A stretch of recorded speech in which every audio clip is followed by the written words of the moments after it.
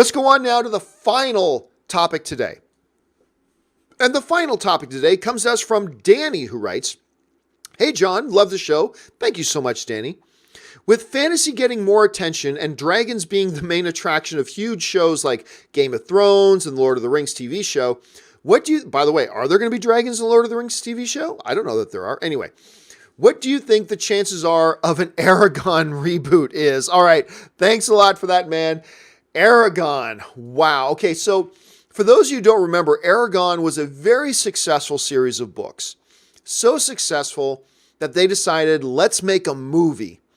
And they went ahead and they made a movie. And they got together a pretty damn good cast. They got Jaimin Hansu. They got Jeremy Irons. They got John Malkovich. I mean, they got some pretty good heavy hitters in this.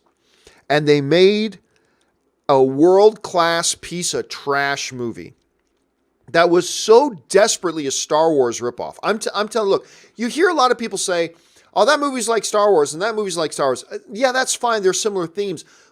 Eragon the movie was a beat-by-beat Star Wars movie. It was Star Wars A New Hope, completely just about beat for beat. And I remember a lot of the critics at the time were like, what? But it just was a very, very bad one. And I've heard several stories about how Jeremy Irons, the biggest regret of Jeremy Irons' career was being in that movie.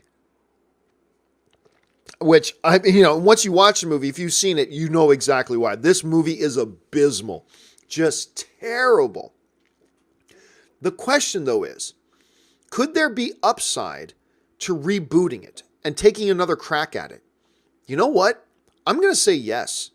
Look, forget the last movie. Get better filmmakers involved. And by the way, this movie was directed by a first-time director, which is yet again why you shouldn't give really big budget tentpole things to first-time directors. Let them cut their teeth on smaller things. But at any rate, put it in the hands of new filmmakers. There are still a lot of people that love this novel series.